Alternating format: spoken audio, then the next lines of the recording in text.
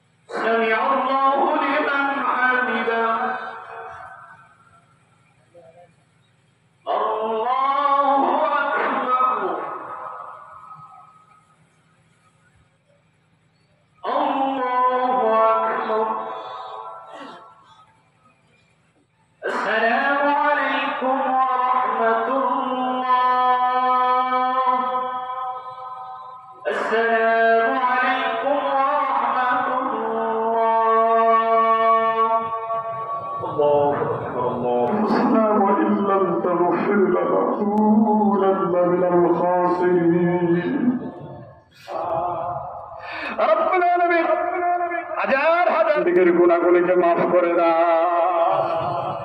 তোমার বান্দাদের কাছে তুমি নদিয়ার চোখের পানি থেকে তাকিয়ে বাবা তোদের শরীরের কুয়োর থেকে জান্নাতের করে বলাই মায়ের পেট থেকে মাকে কষ্ট দিয়েছি। সন্তানটা যখন প্রসব মুহাম্মাদুর রাসূলুল্লাহ। বৃন্দকে, সম্মানিত খতিব সাহেবদের, সম্মানিত প্রশাসনের দায়িত্বরত সকল গড়ে শহীদ ময়দানে প্রতি বছরের মতো এবারে ঈদের জামাতে অংশগ্রহণ করে অনেক ভালো লাগে। তবে আসলে একটু আবহাওয়া জনিত কারণে একটু প্রবলেম হয়েছে, বাট এটা মানে নেওয়া যায়। কারণ হচ্ছে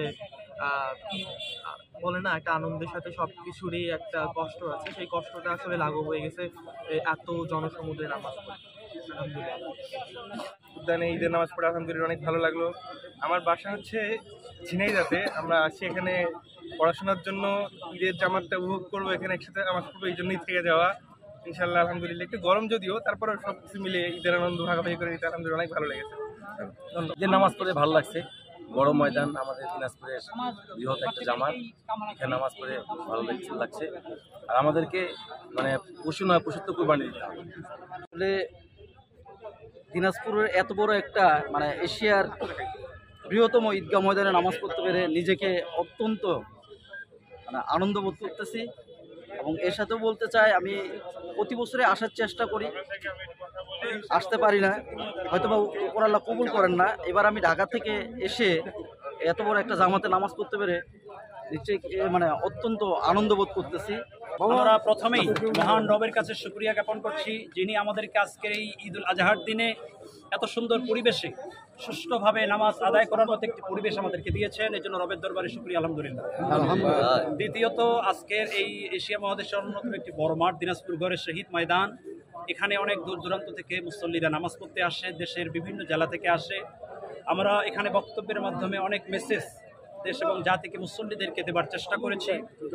আমাদের দেশ, আল্লাহ সুবহানাহু ওয়া তাআলা এই দেশকে যেন সমস্ত ষড়যন্ত্র থেকে হেফাজত করেন এবং আমাদের এই শুধুমাত্র বাংলাদেশ নয়, বিশ্বের বিশেষ করে ফিলিস্তিন সহ বিশ্বের বিভিন্ন জায়গায় যারা মুসলমানেরা যেখানে নির্যাতিত নিপীড়িত, আমরা মোনাজাতে তাদের জন্য দোয়া করেছি, আমাদের দেশের জন্য দোয়া করেছি।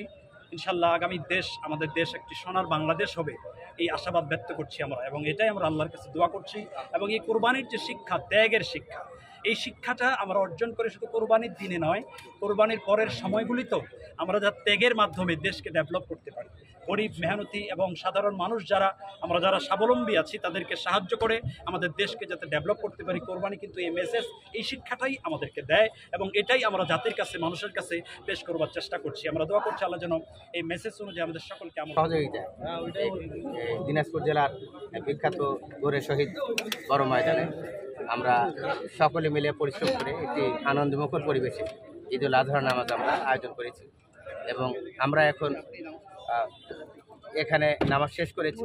আপনাদের সকলকে আন্তরিক ধন্যবাদ জানাচ্ছি। আমরা চেষ্টা করব যে পৌরসভার ভিতরে যে সকল এলাকায় কোরবানি পশু জবাই করা হবে সেই জায়গাগুলো পৌরসভা এবং জেলা প্রশাসনের তদারকিতে অল্প সময়ের মধ্যে পরিষ্কার পরিচ্ছন্ন হবে। আমরা সেই বিষয়ে নজর দেব। আপনাদের কাছে অনুরোধ থাকবে ঈদের সময় ঘরে ফেরত হাজারো মানুষ সবাই যেন স্বাচ্ছন্দ্যে ঈদের সময় পার করতে পারে। আমাদের ছেলেমেয়েরা যারা মোটরসাইকেল বা অন্যান্য বাইক বা যানবাহন পরিচালনা করে, যানবাহন চালায়, তারা যেন সীমিত গতির মধ্যে থাকে। আমাদের পরিবারে একটি দুর্ঘটনা মানে এই সারা জীবনে সেই দুর্ঘটনাটা কান্না হয়ে থাকতে পারে। আমি আপনাদেরকে অনুরোধ করব আমাদের ছেলেমেয়েরা যেন সীমিত গতির মধ্যে থেকে মোটরসাইকেল সহ অন্যান্য যানবাহন তারা চালায়।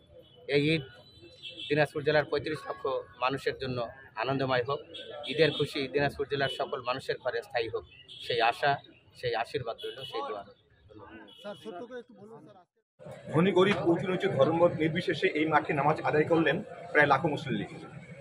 দেশ, জাতি এবং মুসলিম উম্মার শান্তি ও সমৃদ্ধি কামনা করে আল্লাহর কাছে দোয়া চাইলেন সকলেই। দিনাজপুরের গড় এ শহীদ বড় ময়দান থেকে শাহ আলম শাহী, চ্যানেল আই।